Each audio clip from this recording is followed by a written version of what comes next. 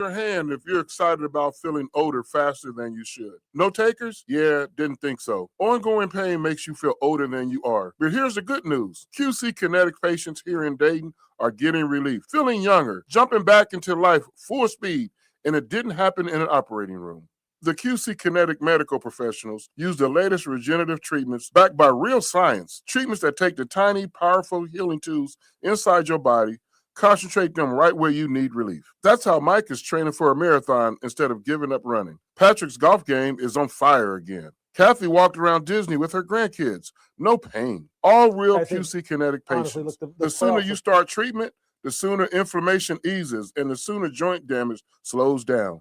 Because no one signs up for feeling older faster. Find out if you're a candidate for QC Kinetic regenerative treatments. Your visit and consultation is free. 937-936-0325. That's 937-936-0325. I'm U.S. Transportation Secretary Sean Duffy.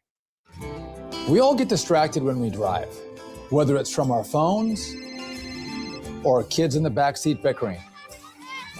But how we handle these distractions can be a matter of life or death. Before you get on the road for your next road trip, please put your phones on silent and take a mental note to focus on driving.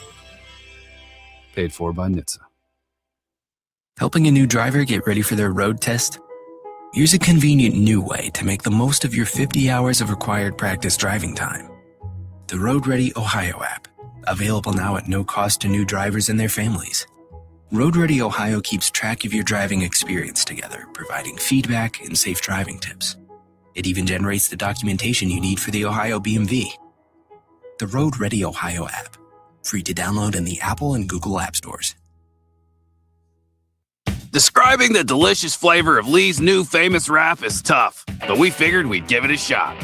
Imagine crispy, golden, fried to perfection chicken, drizzled with bold, peppery, beautifully balanced famous sauce, resting on a plush bed of succulent lettuce and sprinkled with cheese.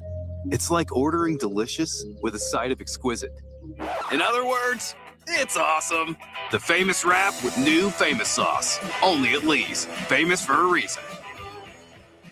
Texting enrolls you in a recurring automated marketing text messages. Consent not required to purchase. Message and data rates may apply. The team's looking good this season. I think so. Man, I miss playing football. Ever since I turned 40, I just can't find that fire I used to have. Think it could be lower testosterone? What do you mean? I was feeling the same way. After 40, the body has less testosterone, and men lose their edge. That's why I take Nugenix Total T2. That's the testosterone booster, right? Yes, but Total T2 is their brand new formula that skyrockets nitric oxide levels in as little as 3 hours. Since I started taking it, I've been lifting like when we played for Coach Carter. My energy is way up, and it even spiced up things between me and the missus. Are they still giving out complimentary bottles? Yep, just send a text. Text SPARK to 215215 for your complimentary bottle of Nugenix Total T2, the next generation testosterone booster. Text now and we'll include a bottle of Nugenix Thermo X, our newest, most powerful fat burner ever, absolutely free. Text SPARK to 215215. That's SPARK to 215215. These statements have not been evaluated by the FDA. This product is not intended to diagnose, treat, cure, or prevent any disease. If you need new roofing, siding or gutters, skylights or patio enclosures, if you're a homeowner or business and need someone you can trust, don't take a chance. Enhance with Lance. Lance Roofing and Siding has been satisfying customers since 1993 and hold an A+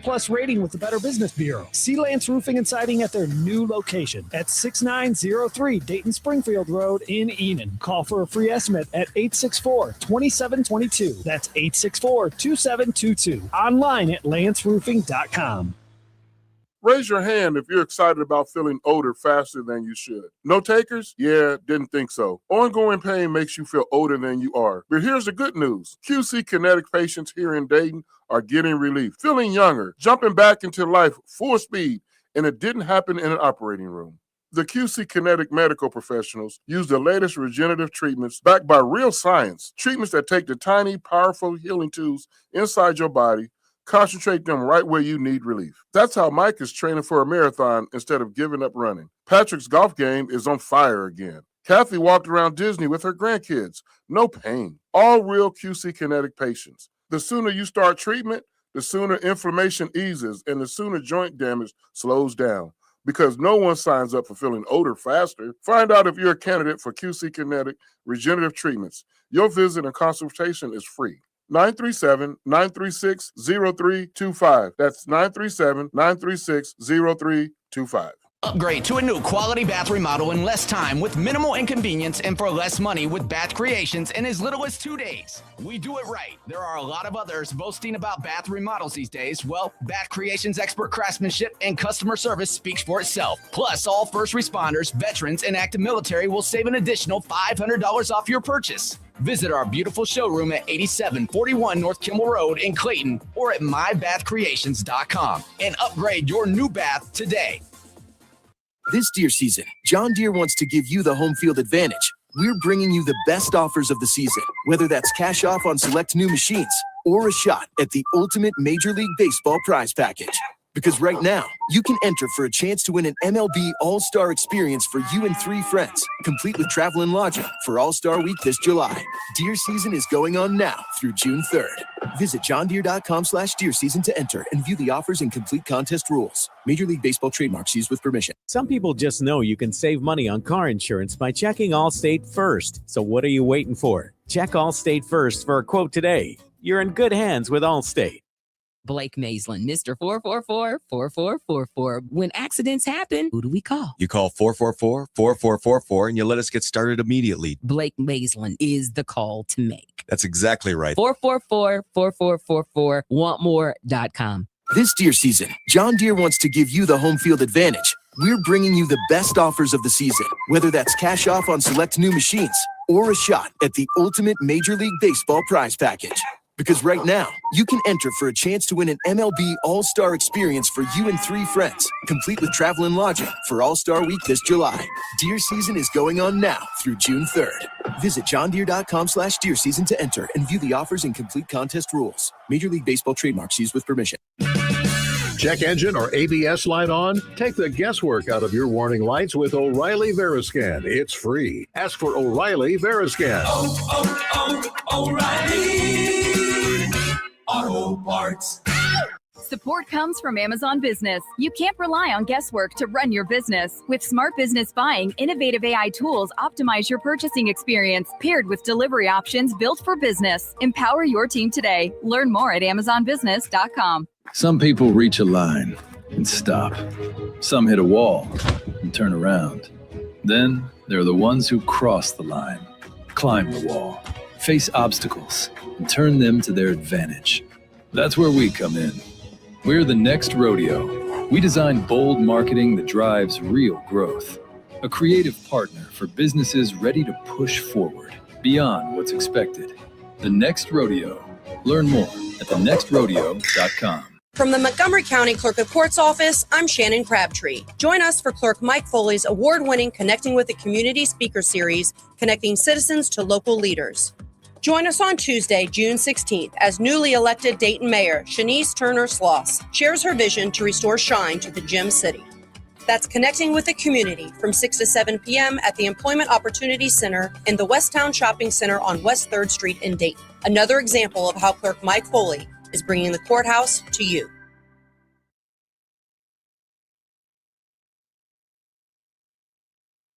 Now, back to the Justin Kinner Show, right here on ESPN Dayton, 1410 Wing AM.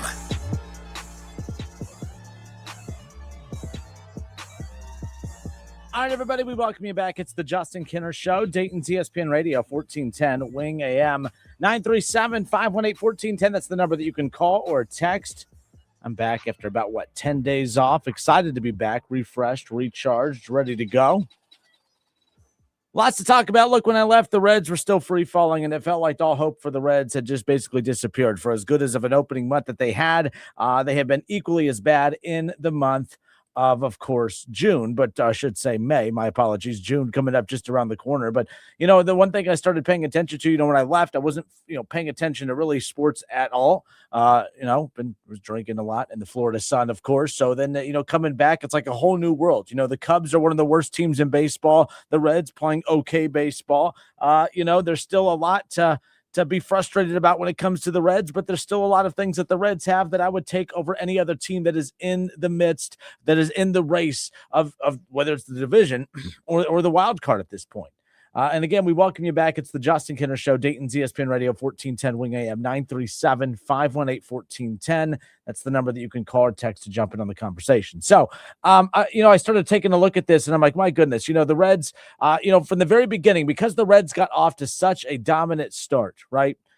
Sitting atop the NL Central, I started saying, man, the Reds have they looked the part. I think they're going to be right here in the mix to win this division all season. I hadn't even paid attention to the wild card. Now, it's kind of strange to give a rip about the wild card, before Memorial Day, and I get that it's Memorial Day. I'm paying a little closer attention to it, and we're 2 months into the season now, and now you're starting to get a good picture for who the teams that the Reds are going to be competing with for one of those final wild card playoff spots. Now, I'm hoping it doesn't come down to the wild card. I don't think that the NL Central is very trustworthy.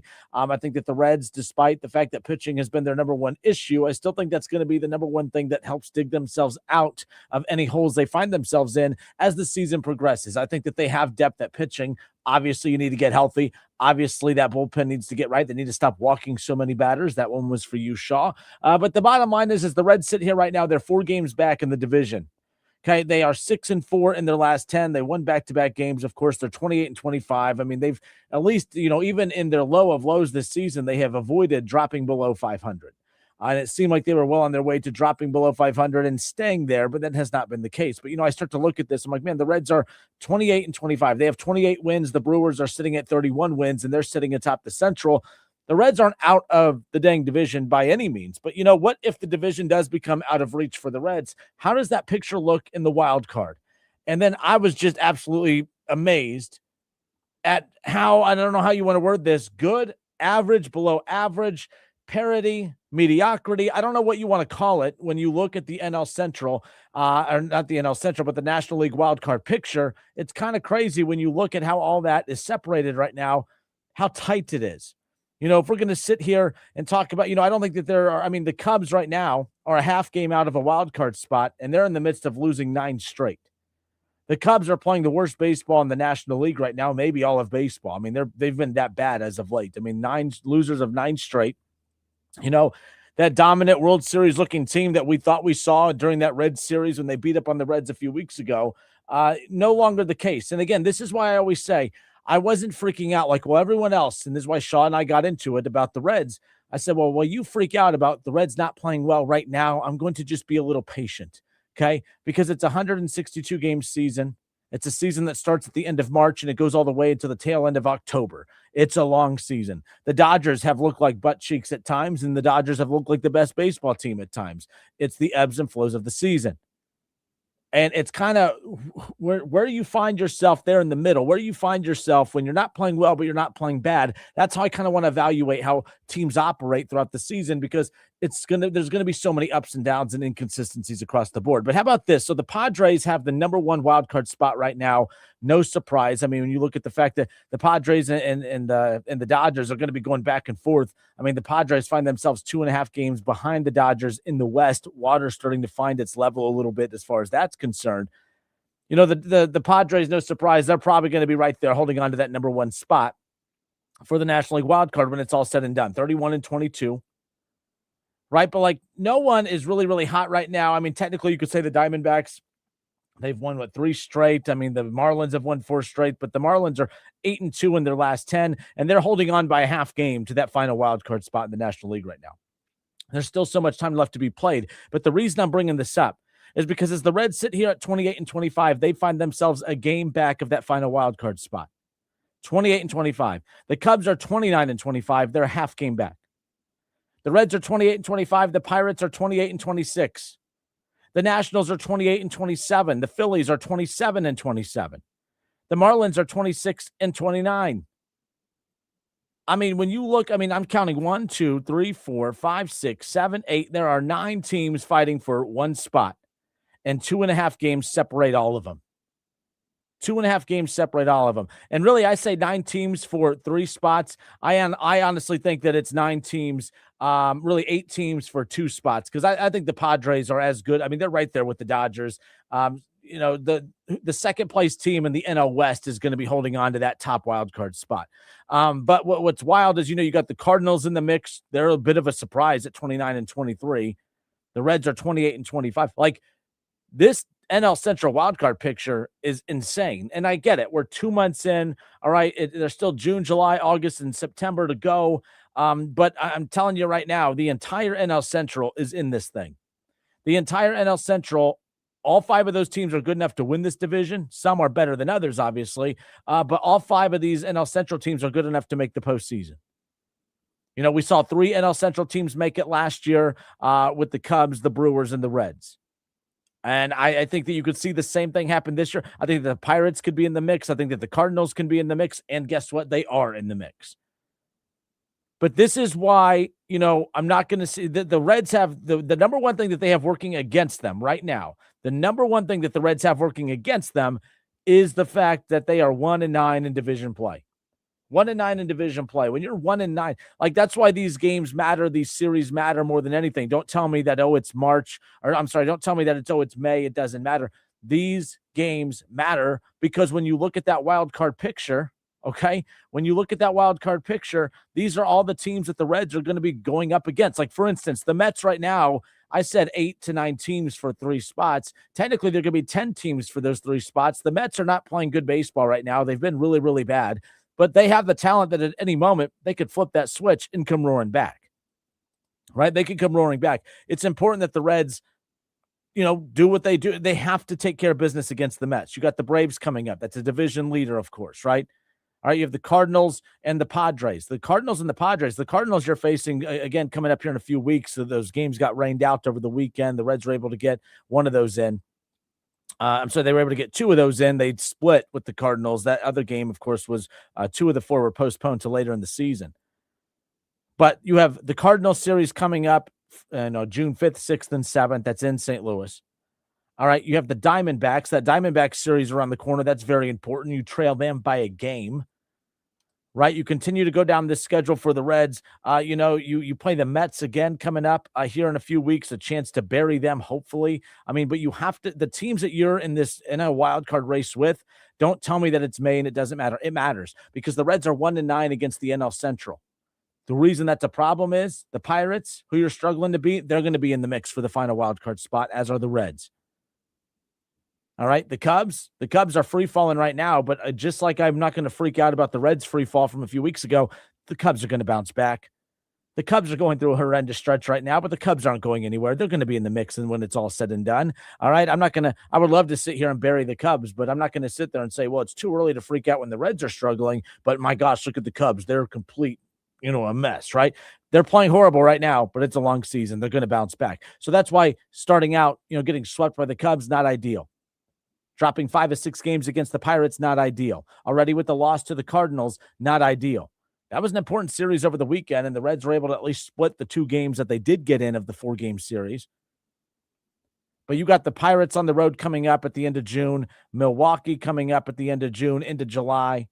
You got Philadelphia, and you got the Cubs again. I mean, this stretch into the All-Star break here over the next, June, a month and a half. I mean, it's a month and a half until the All-Star break, and I think it's a very important month and a half until the All-Star break because we're trying to figure out not just who the Reds are, but who are the rest of these teams because there's not a lot of bad teams in the National League. You have the Rockies who are 20-35. The Rockies are always bad. The Giants, 22-32. They've been a team fighting for those final wild card spots over the last couple of years. They might be pretty bad this year, right? The Mets, the Marlins are 26-29. They're much improved from recent years. But, I mean, the worst 4 teams in the National League, Marlins, Mets, Giants, and Rockies. Everyone else, the Phillies, Nationals, Pirates, Reds, Cubs, Diamondbacks, Cardinals, Padres, they are all 500 or better. They are all 500 or better. And those are 8 teams fighting for those, or those are 9 teams fighting for those final spots. And guess what? Any of these teams, the Padres, the Dodgers are a couple injuries away from the Padres jumping up. Like the bottom line is the National League, it's going to be a phenomenal race all the way to the very end. And it's starting right now. And again, like I said, I don't want to hear that it's early. Who cares? It matters because there are so many teams in the mix. It's not like, the Reds only have to worry about these 2 teams. No, basically all but 4 teams in the National League, the Reds have to worry about, which makes every one of these games massive.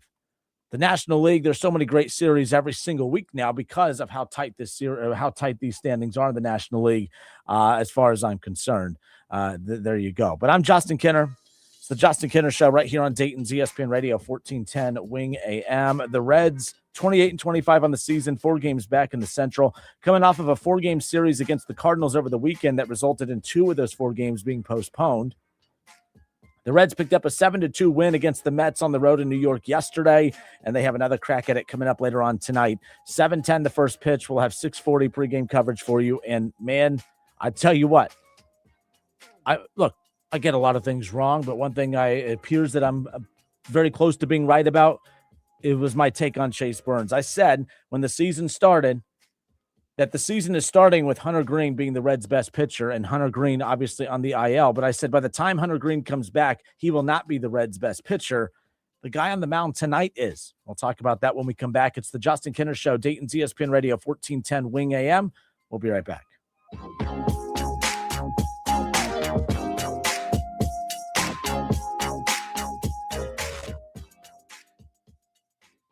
Pet owners and parents know the struggle. Every time dogs or kids go outside, they track mud right back in. If you're tired of scrubbing floors, you need Muddy Mat, the anti-mud mat that cleans paws and shoes before they ruin your home. Only Muddy Mat features thousands of ultra-soft microfibers that are 5 times more absorbent than ordinary mats, instantly trapping dirt and water to protect your floors. Put it by every door, under pet bowls, in the kitchen for spills. It even makes a perfect bath mat. And it's 100% machine washable, so cleanup is effortless. Since getting Muddy Mat, I don't worry about what my dog gets into. His paws are clean the second he steps off. No more mopping. I love it. Thank you, Muddy Mat. Right now, get a free medium Muddy Mat with your order of 2 or more mats at buymuddymat.com. This offer is only available at buymuddymat.com. That's buymuddymat.com. Don't wait. Get your free Muddy Mat today at buymuddymat.com.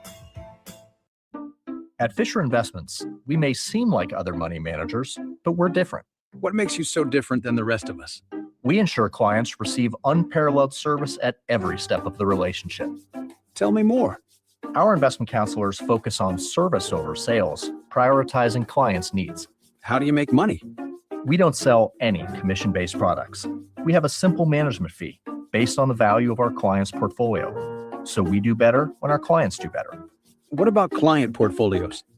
We get to know each client, their finances, family, health, lifestyle, and more, and then we tailor a portfolio based on their specific goals and needs. Your clients really come first then, huh? Yes, we make them a top priority. Our goal is helping them achieve a comfortable retirement. Wow, maybe we are different. At Fisher Investments, we're clearly different. Learn more at FisherInvestments.com. Investing in securities involves the risk of loss. Harry Douglas here. I don't wait for birthdays to celebrate. I grab Confetti Craze 5-Hour Energy. It tastes like rich vanilla birthday cake with buttery funfetti goodness. Seriously, it's unapologetically extra in the best way. And it's sugar-free, so I get all that cake flavor without the guilt.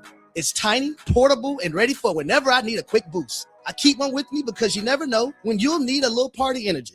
The funfetti flavor is back on 5hourenergy.com or on Amazon. Crack open a Confetti Craze 5-Hour Energy shot today. 1410 Wing AM, Dayton's ESPN Radio, powered by... Hey, Cordell Transportation is now hiring experienced Class A CDL drivers, excellent pay, benefits, and a $5,000 sign-on bonus. Apply right now, online at CordellTransportation.com. Do it right now. Driven to succeed. Memorial Day deals are at the Home Depot, which means one thing. It's go time. So kick off your planting projects and fill your space with colorful blooms that will thrive in your area. Then protect your flower beds with savings on Earth Grow mulch. On special buy, 5 bags for $10. This Memorial Day, get your backyard ready for summer with low prices guaranteed at the Home Depot. Pricing valid May 14th through May 27th. U.S. only exclusions apply. See homedepot.com/price match for details. At Fisher Investments, we may seem like other money managers, but we're different. What makes you so different than the rest of us? We ensure clients receive unparalleled service at every step of the relationship. Tell me more. Our investment counselors focus on service over sales, prioritizing clients' needs. How do you make money? We don't sell any commission-based products. We have a simple management fee based on the value. Back to the Justin Kinner Show, right here on ESPN. Do better. What about client portfolios? We get to know each client, their finances, family, health, lifestyle, and more, and then we tailor a portfolio based on their specific goals and needs. Your clients really come first then, huh? Yes, we make them a top priority. Our goal is helping them achieve a comfortable retirement. Wow, maybe we are different. At Fisher Investments, we're clearly different. Learn more at FisherInvestments.com. Investing in securities involves the risk of loss. Lunch was great, but this traffic is awful. Can we stop at a bathroom? Are you all right? I keep having stomach issues after eating, like diarrhea, gas and bloating, abdominal pain, and sometimes oily stools. Sound familiar? Those stomach issues may actually be a pancreas issue called exocrine pancreatic insufficiency, or EPI. Creon pancrelipase may help manage EPI. Creon is a prescription medicine used to treat people who can't digest food normally because their pancreas doesn't make enough enzymes. Creon may increase your chance of fibrosing colonopathy, a rare bowel disorder. Tell your doctor if you have a history of intestinal blockage or scarring or thickening of your bowel wall, if you are allergic to pork, or if you have gout, kidney problems, or worsening of painful swollen joints. Call your doctor if you have any unusual or severe gastrointestinal symptoms or allergic reactions. Take Creon as directed by your doctor and always with food. Do not chew capsules as this may cause mouth irritation. Other side effects may include blood sugar changes, gas, dizziness, sore throat, and cough. These are not all the side effects of Creon. Call 800-633-9110 or visit creoninfo.com to learn more. That's CREONinfo.com. I'm asking my doctor about EPI and if Creon could help. Now, back to the Justin Kinner Show, right here on ESPN Dayton, 1410 Wing AM. All right, everybody, we welcome you back. It's the Justin Kinner Show, Dayton's ESPN Radio, 1410 Wing AM. Dayton's ready home for Reds baseball. The Reds back at it coming up later on tonight, 7:10 the first pitch, and the Reds will have Chase Burns on the mound. The Reds earlier in the month, of course, after winning 20 games in the month of April, sitting atop the NL Central, of course, kicked off the month of May, well, with the gut punch to all Reds fans, with losing 8 straight. Right? They've lost 8 straight, and everything that can go wrong has gone wrong, with injuries to key players, injuries to the pitching that was very solid to start. Depth started to become an issue as the injuries started to pile up right there. But there's one name that has been the most consistent for the Reds since the beginning of the season, and that's, well, Chase Burns. And that's who's going to be on the mound coming up later on tonight. Has an ERA sitting at 1.83 on the season. He's 6-1 on the year. All right, he struck out 64 batters in 59 innings. And he's walked 18 batters, given up 7 home runs on the year. But that's been the Reds' go-to guy, and I think will continue to be the Reds' go-to guy for the remainder of the season. Look, I said this back when the season started, just venting my frustrations about the constant injuries to Hunter Green. Ever since Hunter Green was drafted by the Reds, he has spent at least a month or more on the IL in every single season since becoming a Red. That's the most consistent thing about Hunter Green is how often he is on the IL. When he's not on the IL, we know how special of a talent he is. In fact, he was, got one of the top pitchers when it came to Cy Young voting a few years ago. I mean, Hunter Green is the Reds, or was the Reds' ace, in my opinion, and I don't think that's the case. If Hunter Green comes back from the IL in a month and a half, 2 months, and resumes at the pace of which he was last year, maybe not against the Dodgers in the playoffs, of course, but in the year before that, I'm still taking the guy on the mound tonight over Hunter Green. I said at the beginning of the season that Hunter Green, we start the season with Hunter Green being the Reds' best pitcher, and I think that by the time Hunter Green returns to the Reds, he will be the Reds' second best pitcher. I think Chase Burns was going to be that guy, and he has been that guy. Chase Burns has been the best thing about the Cincinnati Reds this season, outside of course, LA returning to form. Right, the emergence of Sal Stewart is not just one of the top rookies in baseball, but one of the best players in baseball. I mean, there is so much to like about Chase Burns, and we've started to see in baseball over the last couple of years. And I don't know what it is. I feel like NIL hasn't been around long enough to really keep pitchers in baseball longer, but I feel like these college arbs coming into baseball have been making more of an impact a lot sooner. Now, I don't have any data or numbers in front of me to really prove that, but I feel like we have seen more pitchers come into Major League Baseball over the last 3 or 4 years that have just come in more Major League ready than that I can recall. I mean, and the Reds have too. Rhett Lauder is not on Chase Burns' level or guys like that's level. I mean, if you even look at Paul Skeens with the Pirates, I'm not putting Rhett Lauder there, but Rhett Lauder has come in and made an immediate impact, right? Chase Burns has come in and made an immediate impact. We've seen Paul Skeens with the Pirates. Like, you look across baseball, we're seeing more and more pitchers come in out of college and the gap is closed from where pitchers used to be coming out of college, and they've always been closer to being MLB ready than high schoolers. Obviously, that's a duh. But I feel like the pitching just coming out of college over the last couple of years, and maybe it was the COVID year for some of these guys getting an extra year. Maybe that has helped. I don't know what it is. NIL keeping guys in baseball, college baseball longer. Again, I don't know what it is. But we've seen that. But for the Reds to get a guy like Chase Burns and to come in, and, I'm going to sit here and say, I don't think anyone out there will pick Chase Burns over Paul Skeens. I think Paul Skeens has established himself as, the top guy, right? But at the same time, I think anyone that ends up with Chase Burns and not Paul Skeens, I don't think you're out really a whole hell of a lot. So that's kind of where I'm at. But coming up later on tonight, we'll get a chance to see, him on the mound as the Reds look to make it 3 straight wins and take this series against the Mets on the road, of course. And a team in the Mets that this isn't the only time that they're going to play the Mets coming up. Major League Baseball, ESPN put out an article earlier today, just kind of as we are at the 2-month, point of the season, 2026 MLB awards watch list, right? MVPs, Cy Youngs, and all that fun stuff for the month of May. I know we had taken a look at the MVP look, from, a month into the season, but here we are 2 months in, and I found this, not a big surprise. Shohei Ohtani sitting right there at the top. He's the front runner to win National League MVP. You guys know my stance on that, whether it's Ellie or anybody else. But give me Corbin Carroll with the Diamondbacks. Give me Jordan Walker with the Cardinals. Give me Ellie De La Cruz with the Reds. Give me any of these guys over Shohei Ohtani. It is the most valuable player award, and I don't give a rip that Shohei Ohtani can hit and pitch. It's about how valuable you are to your team. And you could take Shohei Ohtani off the Dodgers, and the Dodgers will keep winning baseball games.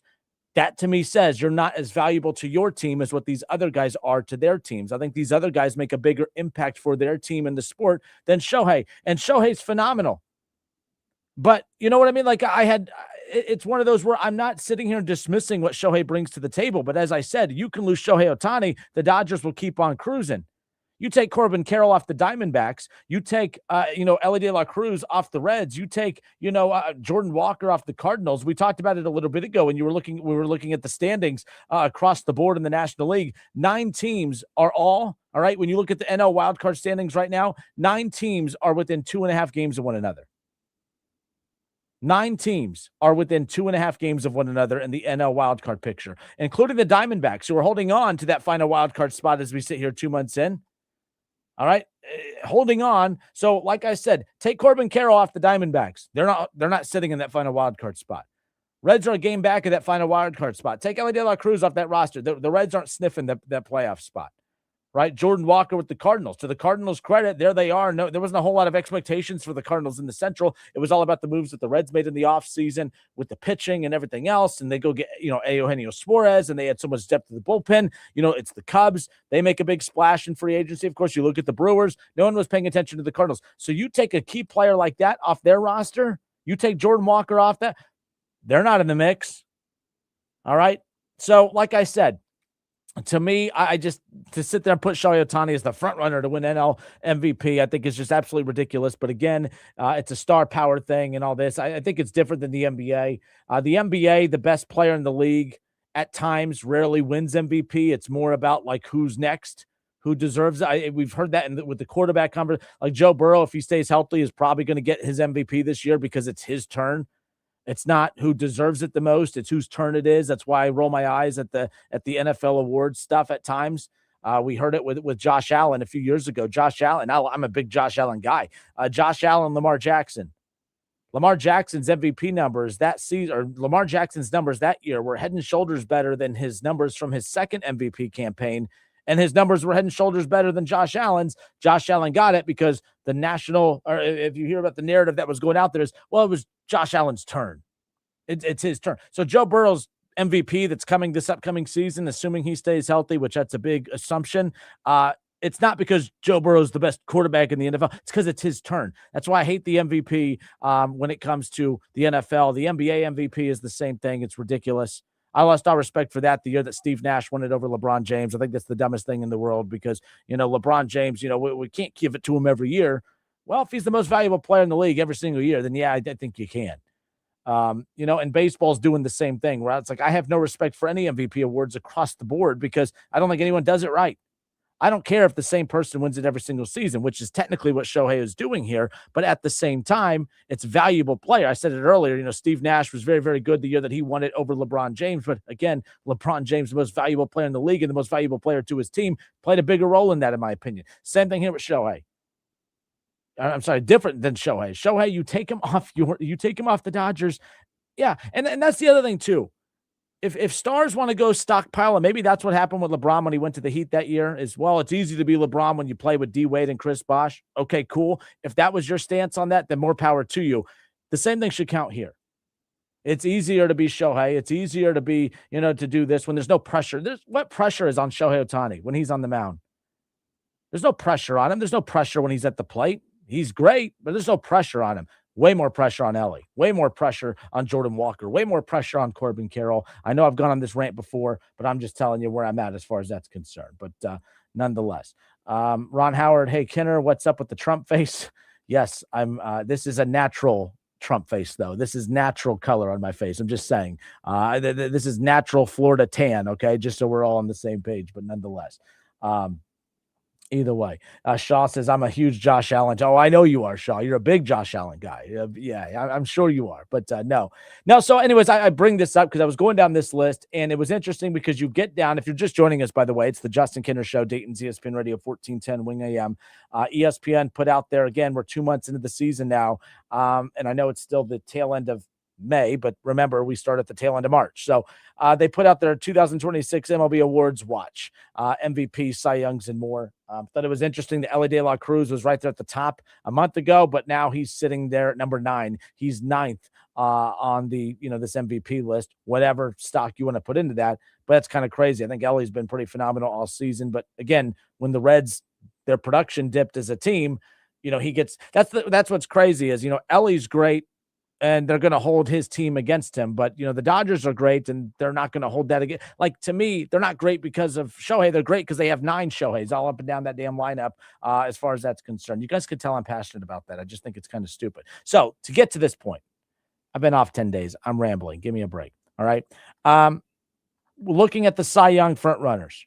All right? Christopher Sanchez right now for the Phillies is the front runner for Cy Young as we sit here right now. It's interesting, though, because number 3 on this list is Chase Burns. Number 3 on this list is Chase Burns for your Cincinnati Reds. And I think that's the most interesting one right there when it's all said and done. The other thing that's crazy about it, too, is Shohei Ohtani. Chase Burns is number 3 on this National League Cy Young frontrunner list ahead of Shohei Ohtani, who comes in at number 4. So, something to keep an eye on as every Chase Burns start, there's more and more eyes starting to be put on him. In the past, Chase Burns just got to go be young and go pitch. And now the expectations are starting to change. Now you're young, and now you got to go pitch, but you got to go be great now. And the expectation is to be great every single night. How will that pressure mount and get to him? I mean, it hasn't for other great pitchers in baseball. Why would it for Chase Burns? Chase Burns, to me, all right, I'm fascinated by the dynamic of the perception of the ace of the Reds when Hunter Green comes back, and I think a little healthy competition could be a good thing. Maybe we get Hunter Green back a little bit sooner because he sees how dominant Chase Burns is performing and maybe wants to get back a little sooner. Maybe that competitive drive doesn't exist in baseball players the way I would like it to, but that would be some fascinating stuff. Imagine you get Hunter Green back and healthy, and Hunter Green pitches the way that he's supposed to, and you get Hunter Green and Chase Burns on back-to-back nights, complemented by the likes of a Nick Lodolo and a Andrew Abbott and Rhett Lauder before the injury when he was pitching at a high level too. Like, there are legitimate arms in this lineup when they're healthy, when they're all rolling. But again, it's a 162-game season. You got to get all of that going at the same time. I'm Justin Kinner. It's the Justin Kinner Show, 1410 ESPN Radio. They will do nothing. Oh, you're responding to Ron's to Ron's message there. Ron Howard said, will the Reds be buyers or sellers come trade deadline? They're not going to be sellers. I mean, what do you sell? I mean, Eugenio Suarez hasn't been good enough to sell. I know you signed him to technically what I think it was wasn't a 2-year deal, but it was an option for a year or 2, if I'm not mistaken. Maybe get that wrong. But I don't think there's any sellable piece on this roster right now unless you're going to move on from one of these arms in the rotation. But they're not in a position to sell. They're right there. They're a game out of a wild card spot. And I think that, when that pitching's right, this team, look, again, The Reds aren't perfect, but we just taking a look at this. There are 9 teams fighting for those 3 spots. 9 teams all within 2.5 games of one another. Oh, the Reds are struggling with this. They're not good at that. There are 9 teams who are just flirting with 500, all in the mix for these final wildcard spots.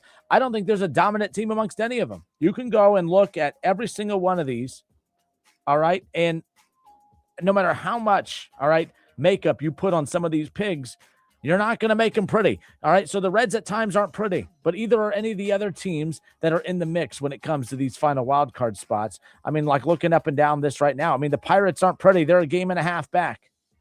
The Cubs have lost 9 straight. They're a half a game back. All right. The Cardinals are 29-23. They're 5-5 in their last 10. They've lost 2 straight. There's nothing super flattering about them. They're in that second wild card spot. But the bottom line is, if you want to be negative, well, the Reds are this. The Reds don't do this. The Reds, okay. But the Reds also have some pieces that the Nationals don't have. The Reds also have some pieces that, the Pirates and that the Cubs and that the Diamondbacks and that the Cardinals don't have, and vice versa. We'll see. It's going to be an interesting sprint to the finish line, that's for sure. I'm Justin Kinner. It's the Justin Kinner Show. 937-518-1410. You can call or text. We'll be right back.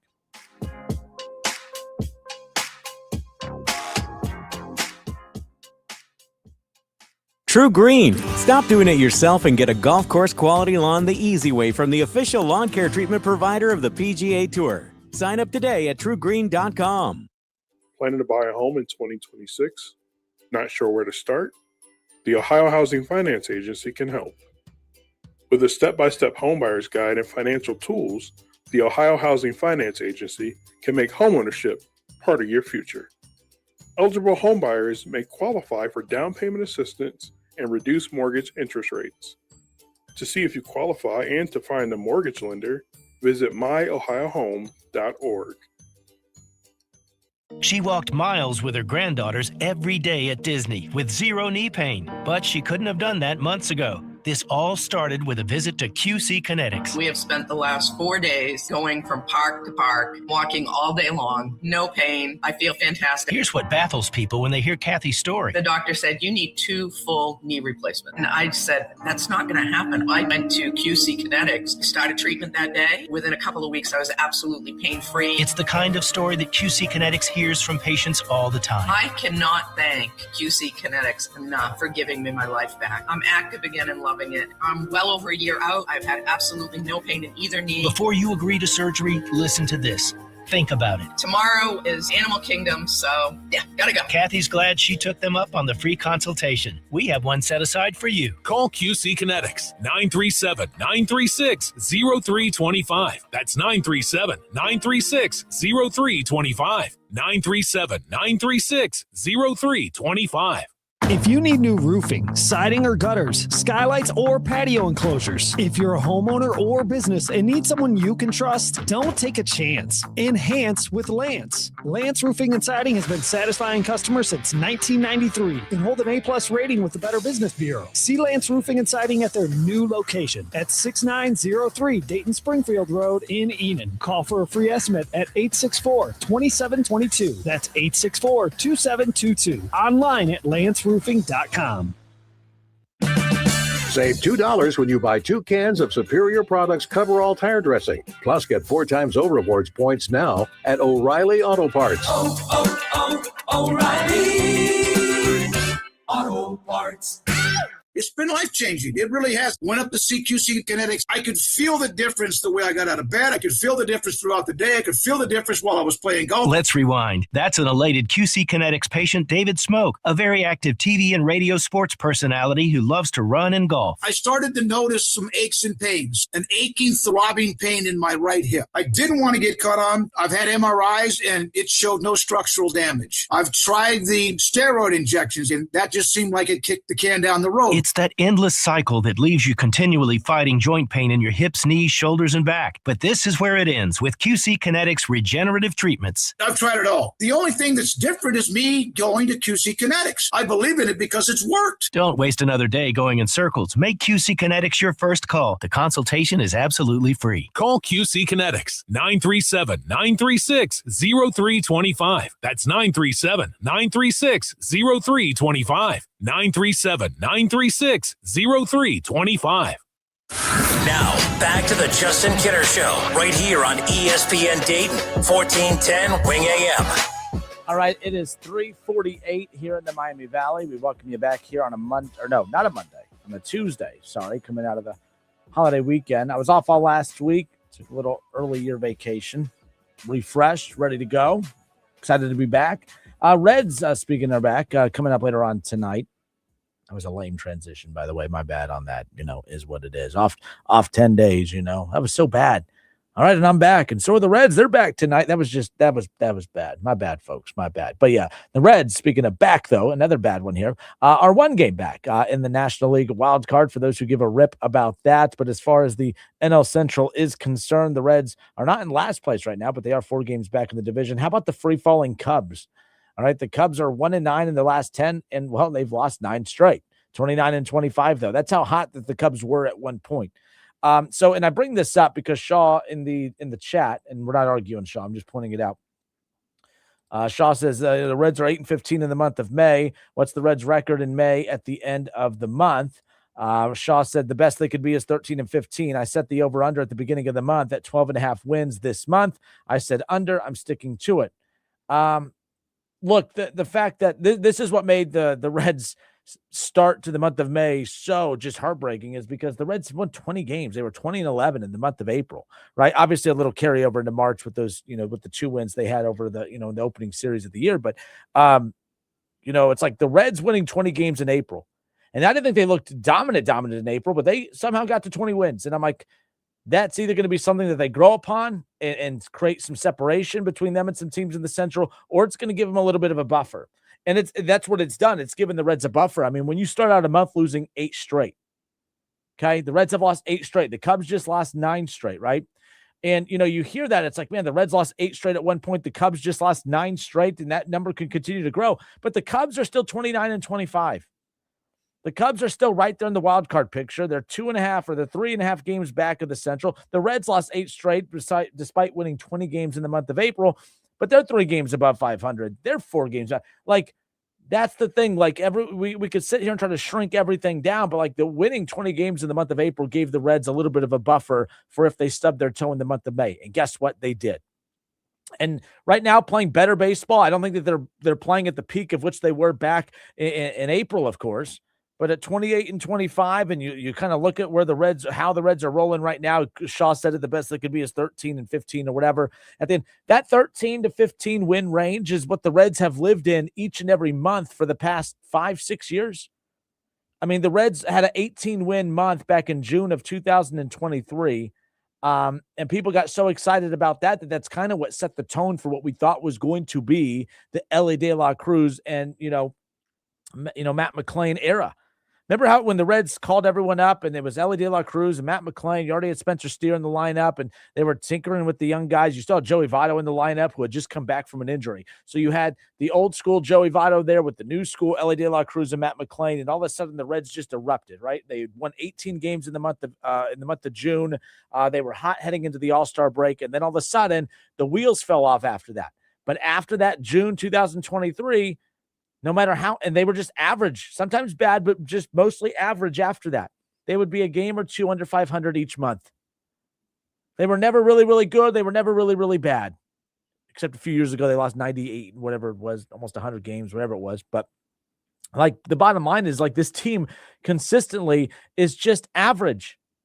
And the Reds were well above average in the month of April. And I feel like no matter how average the Reds are the rest of the season, we're going to hold them to that April standard, and it's never going to feel good enough unless they return to that form. The thing is, I don't think this team is great offensively. I think there's just enough to be dangerous. The one thing I've not talked about since coming back, and I'll talk about this later this week, is, Terry Francona, who I said his biggest issue is just how stubborn he is since he has just gone basically. I think he just closes his eyes and just kind of rolls the dice or just draws names out of a hat. These lineups have been pretty fun.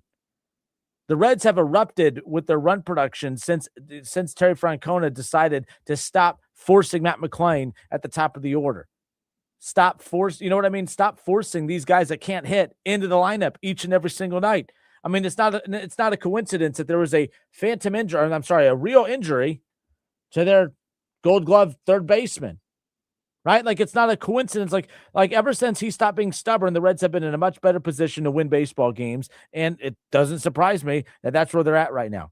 I mean, they put up 7 runs against the Mets in game 1, 7 runs against the Cardinals in game 2.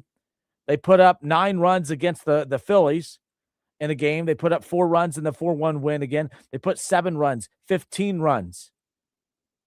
Like, even in a loss against Washington in 10 innings, they put up 7 runs, right? Like, the bottom line is they're losing. This has been the problem now. Now they're starting to put up runs, but, man, they're giving up a lot more, right? When you lose, you put up 4 runs. 4 runs would have saved the Reds a ton during that losing streak that they had at the beginning of May, right? That would have helped them a ton. They lost 1-0 against Pittsburgh, right? As far as that, they lost 1-0 against Pittsburgh in game 3 during that 8-game losing streak. They lost 3-2. All right, in that series against the Cubs, in that series, like, the free fall would not have continued at the pace of which it did. 4 runs isn't a lot, but it's not a little, but it's a lot better than the 2 runs a game that they were averaging earlier in the year. Now you put up 7, you win 7-2, 7-6, you win 9-4, 4-1, 7-6, 15-1, 5-0. Like, the Reds offense, ever since they started tinkering with it back around that May 10th period, all of a sudden things have been drastically different for this Reds team, and we'll see if that continues to carry on. That's why the pitching has to get right. But that's how this has always been. I mean, if you want to talk about football, the Bengals, when the offense wasn't elite, it was all about the defense in the early 2010s. And then now the offense is elite and has no defense whatsoever. That's probably going to change this year, right? And that's always been the Reds.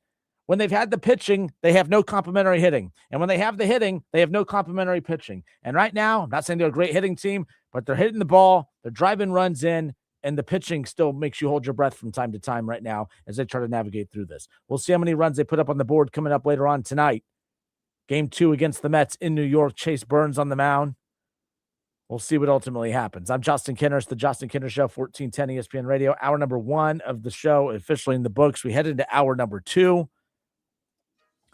Shaw says, oh, no, again, we already read that one. My bad. I already read that. All right. We'll see what happens coming up later on tonight. But, yeah, to go back to that, the fact that the Cubs have lost 9 straight. The Reds lost 8 straight earlier in the month. But both teams, 3-4 games above 500, still in the mix. Like, you're going to have these ups and downs. And how you bounce back from them. Like, the Cubs going to let this continue to snowball, or are they going to snap out of it? I hope they continue to let it snowball. The Reds snapped out of it. They haven't returned to the way they looked in April, but they at least look like a much more competitive team. Who knows? I'm Justin Kinner. It's the Justin Kinner Show. Hour number 2 coming up next.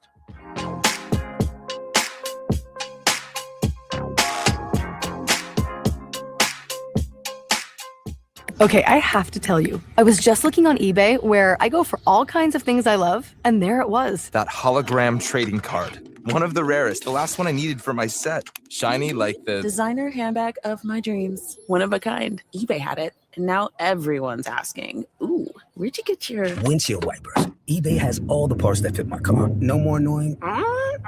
Just beautiful. Millions of finds, each with a story. eBay. Things people love. Save big money on your next project when you shop at Menards. Pittsburgh's Ultra True Seal Stain and Sealant in One offers enhanced waterproofing protection in one coat, helping you finish your wood care project faster. It prevents streaks, runs, and lap marks for easy application with flawless results. Save big money on Ultra True Seal Stain now at Menards. Plus, view our weekly flyer on Menards.com and get your staining project started today. Save big money at Menards. Get a $15 O'Reilly gift card after rebate when you buy 5 quarts of Mobil 1 full synthetic motor oil at O'Reilly Auto Parts. O'Reilly Auto Parts. 2 guys drove to work. Neither guy wore a seatbelt. One guy got a ticket. One guy didn't. The same 2 guys drove home. One guy wore his seatbelt. One guy didn't. One guy made it home. The guy not wearing his seatbelt didn't. Don't risk it. Click it or ticket. Paid for by NHTSA.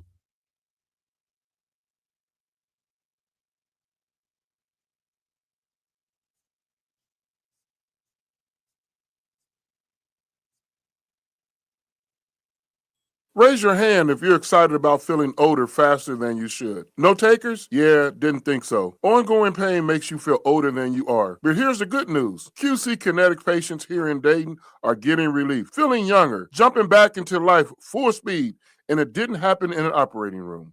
The QC Kinetic medical professionals use the latest regenerative treatments backed by real science, treatments that take the tiny, powerful healing tools inside your body, concentrate them right where you need relief. That's how Mike is training for a marathon instead of giving up running. Patrick's golf game is on fire again. Kathy walked around Disney with her grandkids. No pain. All real QC Kinetic patients. The sooner you start treatment, the sooner inflammation eases and the sooner joint damage slows down.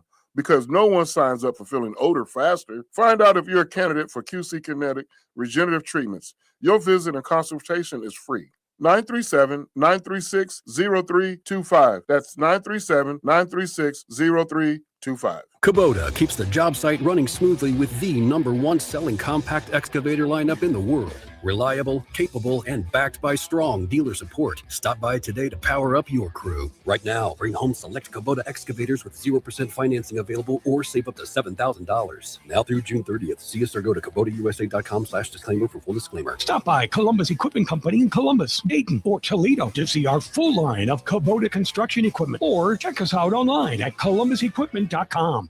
Hello, this is Michael, and I wish to welcome you to Dave Arbogast Buick GMC service, located at exit 69 on I-75 in Troy, Ohio. Please join us between April 1st and May 30th to save big during our buy three, get one for $1 tire sale. New GM credit card holders may combine this offer to receive an additional $250 off on their first purchase over $500. Please visit us at davearbogast.com or call 937-980-0569 to speak with a certified service expert. Dayton's radio home for Buckeyes football. 1410 WING. Dayton's ESPN Radio. ESPN 1410 Wing AM weather. Today, cloudy skies with a high of 78. Tonight, cloudy skies early, then thunderstorms developing late, a low of 66 degrees. Tomorrow, for your Wednesday, scattered thunderstorms in the morning, becoming more widespread in the afternoon with a high around 75. I'm Adam Zellick for 1410 ESPN Radio. Now, back to the Justin Kinner Show, right here on ESPN Dayton, 1410 Wing AM.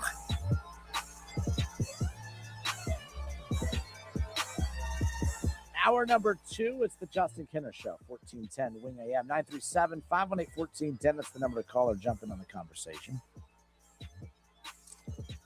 NBA news last night, of course, with the Cavaliers being swept by the Knicks. It was kind of one of those you sit back and wait to see if they're going to, pull the plug on Kenny Atkinson as their head coach. But just came out a little bit ago, last hour, that Kenny Atkinson will return next season as the Cleveland Cavaliers head coach. Obviously, the Cavaliers advancing to their first conference final since 2018, which is the furthest the team has gone without LeBron James on the roster since 1992. Obviously, a very, you would think an impressive playoff run. But when you get swept the way the Cavs did and get embarrassed the way that they did, it's like, heading into the playoffs, it's like, man, if the Cavs could just at least get to the Eastern Conference Finals, I think that's a successful run. But yeah, it's funny because they did that, and yet all they've done all day on all the national shows is just absolutely dismantle this team, and maybe rightfully so. But the bottom line is I like what the Cavs do. The Cavs are an aggressive organization. Like it's different than Cleveland's. The Browns are aggressive. The Guardians are not aggressive. I don't care what y'all say. I know that they win a lot of games. I still think the fact that they win is bad for baseball. I think when you have an organization that refuses to invest into its organization, I think that it sets a bad, precedent across baseball of like, well, why do we need to spend money? The Guardians don't spend money, and look how good they are. I hate that. I hate that because no matter how good the Guardians are, I always sit back and say, well, if you're that good without spending money, imagine how much, better you would be if you gave a damn. Right. And that's the one thing you could sit there and mock the Cleveland Browns and say, well, that's they always win the off season. Well, as I always say, you're not going to win in the regular season or the postseason, if you don't win in the off season. You can't have bad off seasons and then expect to win in the regular season and get to the postseason. The Bengals are proof of that. Look how much ass your postseasons have been over the last couple of years, and look how bad you've been come the regular season. And, oh, yeah, there has been no postseason because guess what? that you haven't been good enough in the offseason. So, yes, if you guys want to make fun of my Browns for saying, they're the offseason champions, you got to start somewhere. I'll take them being, your team doesn't make any effort in the offseason up until this year, of course. But the Cavaliers are another organization that they're aggressive as hell, too. I thought the James Harden move was crazy, but it was aggressive. And Cavs fans, you can't feel like, they didn't make an effort to go put this team in a better position. Darius Garland was a player that they drafted. In an ideal world, it would have been very cool to have Sexton and Garland playing alongside one another that were the core of this team. And then, of course, you go out and get a Mobley. You could have Sexton. You could have Garland. You could have Mobley. Then you go get Donovan Mitchell. That was beyond aggressive years ago. That was beyond impressive. Kev Nash was still doing the show with me on the day that they got Donovan Mitchell. And it was kind of one of those like, oh my God, they did it. I can't believe they pulled off a move like that. And to Donovan Mitchell's credit, not just came here, played well, re-upped with the Cavs. I know that, his contract's up again after next season. That's going to be a big talking point, but he has never once hinted at wanting out of Cleveland. This is a guy that really didn't want to leave Utah, right? He's kind of used to playing in depressing cities. So there you go. But the bottom line is Cleveland, the Cavaliers, I don't think get enough credit for as much as they're being ripped today. They talk about Cleveland. They talk about the Cavaliers as if they are this poorly run organization. I just don't think that they are. They are consistently making aggressive moves, constantly making aggressive moves. In fact, if they would have been more aggressive back in the early 2000s when they had LeBron the first time, I don't think LeBron leaves Cleveland. When you had LeBron James take a bunch of nobodies to the NBA Finals, the front office took its foot off the pedal saying, man, this guy's so great. We don't have to go spend a ton of money in the offseason because he can take you to the finals regardless, right? It almost worked against LeBron. When just a few years into the league, he's taking a team to the finals. That worked against LeBron James because the Cavs never felt like, man, we need to go get him more help. I mean, hell, you went to the finals with Booby Gibson. And I don't think his name's actually Booby, but I mean, who the hell? Why would you nickname someone Booby? I mean, whatever. But that's the thing. LeBron James wanted Amari Stoudemire. They didn't get Amari Stoudemire, right? Like he wanted help. He wanted the Cavs to go out and get pieces to put around him. And people rip him for leaving Cleveland the first time. You know what? Oh, MJ didn't have to leave the Bulls. You're right. He didn't have to leave the Bulls. The Bulls were a very well-run organization that put all the pieces that he needed around him. In fact, they even looked at a very good coach in Doug Collins and said, hey, you're good, but you're not great. We got to go get great. And they got great. We got a great player in MJ. We can't settle for good. We need great. Doug Collins, I like Doug Collins, but they moved on from Doug Collins and they went and got Phil Jackson. We need great. That's what the Bulls constantly did. They didn't just settle for whatever. They were winning a lot of games, but they would run into roadblocks. They would tinker with the roster and they would make aggressive moves. So he went and got Dennis Rodman in the 90s and stuff like that. Like Michael Jordan, I'm not going to put a star on his chart because he didn't leave to go play elsewhere. He didn't have to.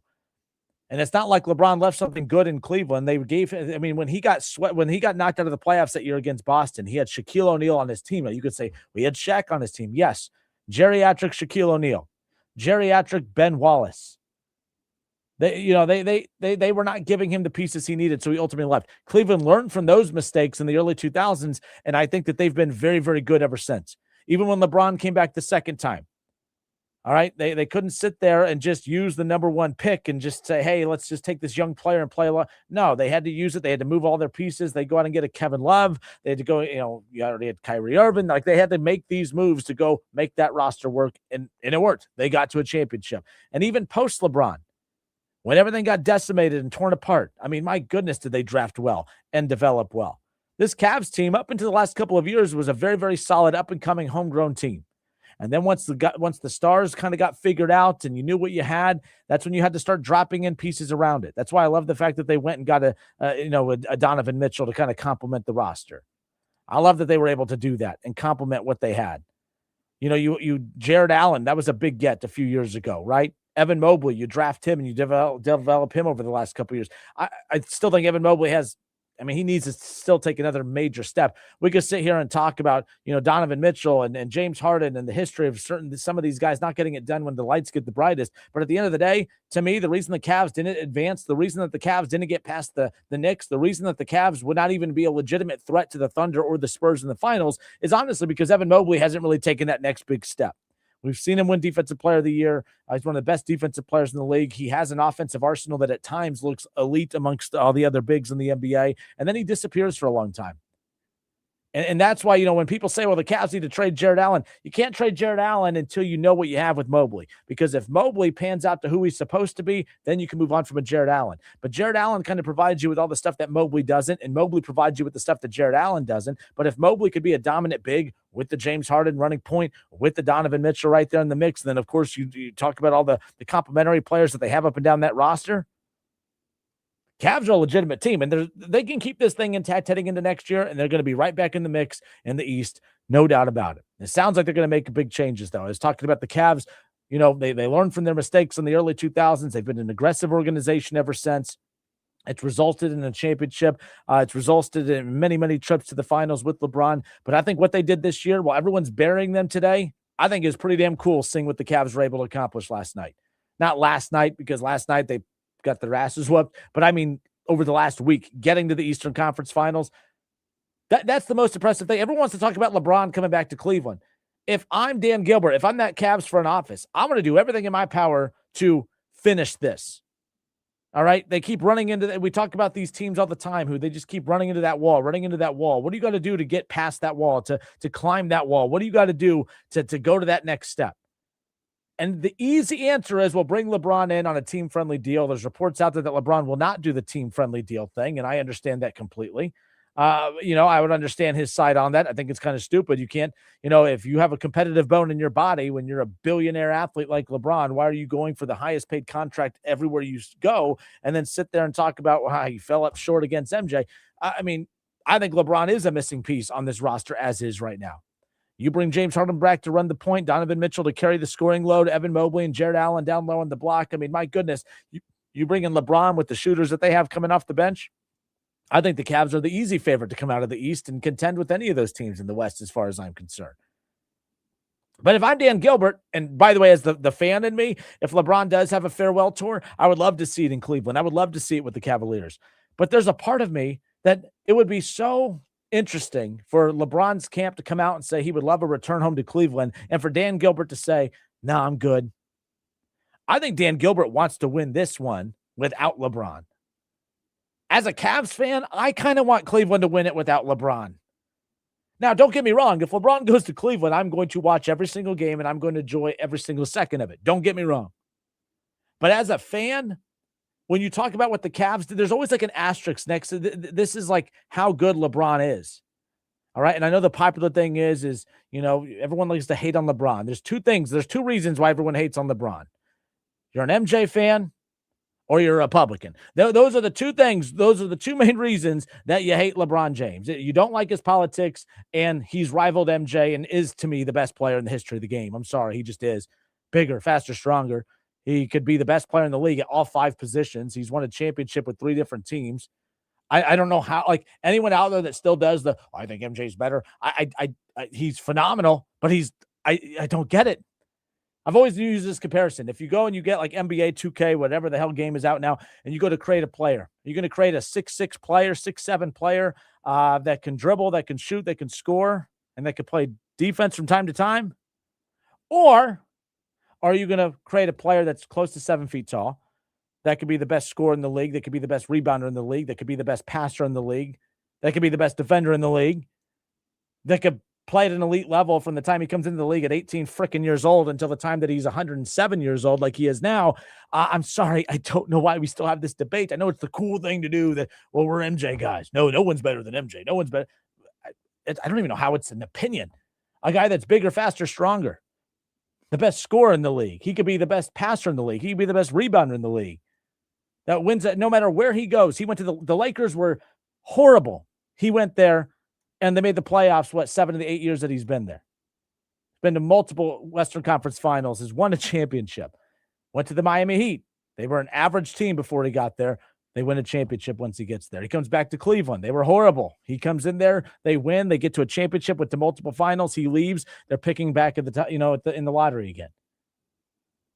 So I'm the biggest LeBron fan out there. I love LeBron James, right?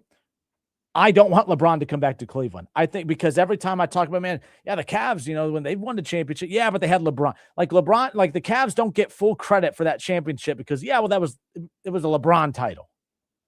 I don't know why. I feel like there's a perception out there that Cleveland, that LeBron was so big. You know, when we talk about like the Bulls in the 90s, the Bulls were the Bulls. The Bulls were great. MJ was great, but it was like, man, those Bulls teams. No one ever talks about those Cavs teams. Those Cavs teams were pretty good. Not as good as the Bulls. I'll never say that. But like, that's what I mean. Like, LeBron was that much better than the city that he played in. Like, you don't look at, oh man, those Cavs teams that went to those finals. No, it's, how do we talk? Remember, like when the Cavs were getting, man, LeBron goes to the finals for what, 6 straight, 7 straight, 8 straight years. The Cavs went there for 3 straight years. We never say the Cavs did that. We say, yeah, LeBron, when he was in Cleveland, he took, LeBron in the East went to 3 straight finals, 4 straight finals. We don't say the Cavs did that, but we talk about the 2 dynasties that the Bulls had in the 90s. We don't say, oh yeah, the 2 MJ dynasties. Oh, yeah, when MJ won 6 championships, and when the Bulls won 6 championships, like, that's how it's perceived. Like, so to me, I think that Dan Gilbert's going to be super aggressive this offseason. I did not like the James Harden trade initially. I love James Harden in Cleveland. I think it makes a lot of sense as long as he knows his role. His role is to be the facilitator, although he is the second leading scorer, or was the second leading scorer in the postseason for this team at just under 20 a game. But again, if James Harden, and there's rumors out there, the reports out there that he's going to return to Cleveland and he's going to, restructure a contract to make sure that the Cavs can fall in under that second apron and be aggressive and go add some key players. Cool. But that's a very valuable piece to have a guy that can score 20 a game, but is averaging just about 6 assists a game, 7 assists a game. He could lead you in scoring. He could take over a game and facilitate and get Mobley, get Mitchell involved. Averages just under 2 steals a game as well. I mean, he does a little bit of everything. With his 2 steals a game and the 2 blocks a game from Evan Mobley, they have, a key defensive piece at the top. And that's, I do think that's why James Harden's, who's a defensive liability at times, no doubt about it. But the fact that he was so aggressive and able to get steals and to lead the team in that category, I think a lot of that is he could be more aggressive at the top of the key because he has shot blockers behind him that he trusts in Jared Allen and Evan Mobley. I'm Justin Kinner. It's the Justin Kinner Show, 1410 ESPN Radio. Don't talk a lot of NBA on the show, but man, oh man, I mean, everyone was shocked that they brought back Atkinson today. I mean, everyone said, get to the playoffs, get to at least the Eastern Conference Finals, and I think that's a win for the Cavs. Well, the Cavs got to the Eastern Conference Finals, and people are still pissed and want the coach fired, and they want everyone to blow the roster up. I don't. I think this team's close. I think this team is close. Imagine the mindset of that. If today's mindset of fans existed in the 90s, how many good team, what made the Pistons so fun to watch is because they did fight through and finally break through. The Bulls fought and finally broke through. Some teams fought and never broke all the way through, but they still kept it intact, like the Utah Jazz, right? Like with those Karl Malone, John Stockton teams. Like Karl Malone, John Stockton, they were the face of that organization for so dang long. They got to the finals. They never got past it, obviously. But the bottom line is but they're like, how many people, we still talk about those Jazz teams from the 90s today because they were memorable, because they fought through things. Like they never accomplished what they ultimately wanted to accomplish. Hell, I still remember those Charles Barkley Suns teams. Today, if a team doesn't win a championship, we don't really remember them. We don't really remember them because we don't really respect teams that just constantly keep hitting the reset button. There are more memorable teams from the 90s that didn't accomplish winning a championship that I still think are some of the more beloved teams in the history of the NBA than the teams from the last 10, 15 years where we don't win a championship in 3 years, we're blowing it up. We don't win a championship in 4 years, we're blowing it up. That stuff is exhausting. That's why I'm in love with this Cavs team, because they haven't been impatient. I thought the fact that they waited as long as they did to move on from Garland, I thought they were patient with Garland. You know what I mean? Like, I think that they were very patient for that. They didn't want to move on from Garland. They wanted, to win with Garland. They wanted Garland to be, their key scoring piece. They wanted that to work, especially alongside of Donovan Mitchell. They wanted Sexton to stay, but when you have a chance to go get a Donovan Mitchell, you got to pull the trigger on that, right? Like, so that made no sense. That made all the sense in the world.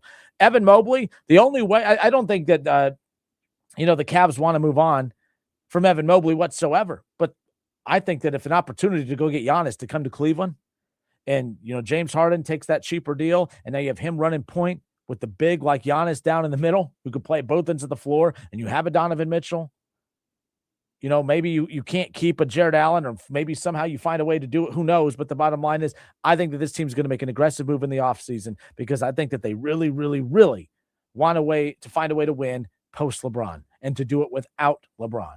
A champion, in my opinion, if they win a championship next year with Donovan Mitchell, Evan Mobley, James Harden, and let's say that they do pull the trigger and get a Giannis, Okay, and Evan Mobley's not part of it. It doesn't matter. To me, in my opinion, I think even though that was the first championship for the Cavs with LeBron in 16, if they win a championship with Donovan Mitchell, Giannis Antetokounmpo, and James Harden, in my opinion, I think that championship means way more than the 2016 championship with LeBron, because I still think there's a little bit, even though that they kind of, made up Gilbert and LeBron and all that, but I think Dan Gilbert still wants to show that, hey, it's way hard. I mean, it's way harder to win in Cleveland than anywhere else. And for him to build a consistent contender and maybe win a championship coming up, I'd be fascinated to see what happens if that's the case. 937-518-1410. Adam, you're on live. How are you, sir? Hey, really good. How are you? Good. Appreciate the call. What you got? Hey, since you're on the Cavs subject, I wanted to throw this in there, so in case I missed it or not. But it's me. Obviously, reports are out there with the end of the season, LeBron trying to come back to Cleveland as he's ending his career. Cavs can offer him league minimum based on his status, right? So a few $1 million a year. What are your thoughts on LeBron negotiating to come back to the Cavs, but then also in their pursuit, as you were talking about there, trying to go get Giannis or somebody else? Well, there is it's funny you say that, because there is, I was listening to a show earlier today where they were talking about that exact scenario. There is a scenario where next year's Cavs team could have James Harden running the point with Donovan Mitchell at guard. All right. And you could have Giannis Antetokounmpo and LeBron James on the same starting lineup. I don't know if that lineup includes Jared Allen or not. I'd assume you have to move on from a few pieces. Who knows? But there's a realistic possibility that could be the case. LeBron, if he wants to play for a league minimum deal like that, then by all means, I wouldn't blame him. I mean, at this point, you're one of the richest athletes in the entire, not country, but the world. I'll never tell someone not to go pursue money. But if it really is about coming to Cleveland to go on the ultimate farewell tour, that's a championship team. Even without Giannis, I still think that's a championship team with Mobley, and those guys. So we'll see what happens. But yes, there's a realistic possibility that could be the case. But deep down, I don't know how hard Dan Gilbert and company is going to fight for LeBron. I think that if he's willing to take the league minimum, you have to bring him back, no doubt about it. But if I'm Dan Gilbert, I kind of want to win a ring without him. I don't want to win another ring with LeBron and then all my championships only be tied to him. I feel like the Chicago Bulls aren't respected as a organization as we've gotten further from the MJ era, because it's like, oh, your titles were only because of him, not because you're a good organization. I think Dan Gilbert deep down wants to win a title without LeBron, but it's kind of hard to pass on LeBron if he's willing to play for league min. No, I get it. I agree. I'm sure Dan Gilbert's thinking that based on the comments he made when LeBron left all those years ago to go to Miami, right? But I don't know. I guess your thoughts here, since I'm still on the line, is Kenny Atkinson really that guy to poach those four players there in your starting five? Obviously projections are projections, right? But I just don't see that working out before based on those four athletes that are there and Donovan really hasn't gotten coaches fired, but the other three you mentioned there have definitely gotten coaches fired and or moved on. So appreciate your time. Yeah, and thank you. And yeah, as far as the Kenny Atkinson thing, and thanks for the call, man. Appreciate you listening. So Kenny Atkinson, if you're just joining us, is coming back next season. Cleveland made that announcement right away. A lot of people expected, with how bad the Cavs looked throughout that the Eastern Conference Finals run, getting embarrassed last night in elimination game 4, but getting swept in the process. But according to sources in ESPN, that Kenny Atkinson will return next season as the Cavs coach. A lot of Cavs fans upset about that. Why didn't they go get a Jason Kidd? Right? I'm here to tell you, I'm like Jason Kidd. If he's the head coach of the Cavs next year, more power to the Cavs, more power to Jason Kidd. I'm cool with that. Jason Kidd was one of my favorite players growing up. I was one of the biggest Jason Kidd fans. I'm not against that. But I don't think that solves anything. I don't think that it was a coaching problem. I don't think Atkinson was perfect down the stretch by any means. But, at the same time, I'm not a big believer in coaching being as big of an impact in today's NBA game as what it was when I was growing up. When I grew up, the coaches were as big as stars as the players. You'd have the Pat Rileys and the Phil Jacksons and the Jerry Sloans, right? Like, you have the Greg Popoviches who just left the game not even a few years ago. The bottom line is the coaches back in the day were a much bigger deal than what they are now. You know what I mean? Like, I think a coach can get in the way more than they can lead the way. I don't think Atkinson could be a guy that can lead the way. But the last caller just asked me about handling the egos. To be fair, Atkinson spent a lot of time in Golden State. He dealt with egos all the time. I know as an assistant, but he got a front row seat to watching Steve Kerr have to deal with the tough personalities, especially of a Draymond Green, all right, with the Klay Thompson, with the Steph Curry. Those aren't tough personalities, but those are egos that you have to massage, of course. And a lot of times it wasn't the egos of the two star players in Klay and Steph Curry, but it was the supporting cast as well. I think Atkinson has that experience. I don't know. I could be wrong. I don't think Atkinson was the issue in this series. Was he perfect? No, but James Harden wasn't perfect. Donovan Mitchell wasn't perfect. Mobley wasn't perfect.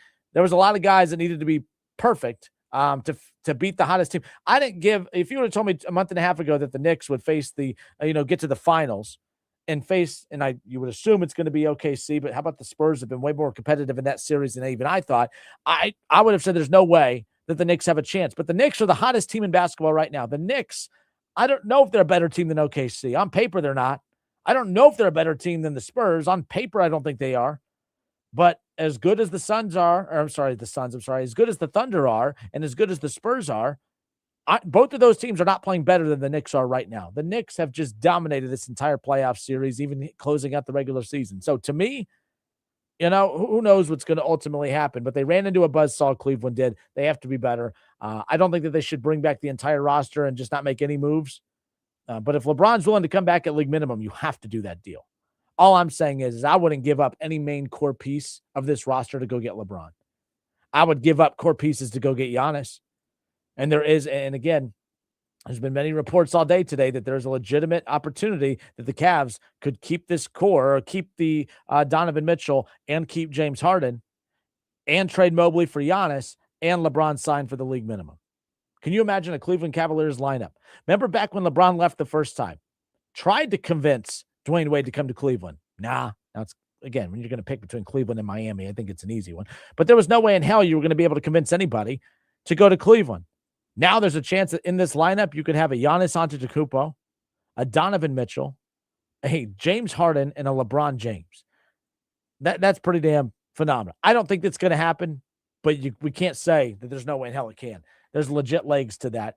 A lot of the stars have to align, and one of those stars has to take less money. Two of them do, James Harden and LeBron, for that to happen as far as that's concerned. All right, it's 4:24 here in the Miami Valley. It's the Justin Kinder Show, 937-518-1410. That's the number to call and text. Jump in on the combo. We'll be right back.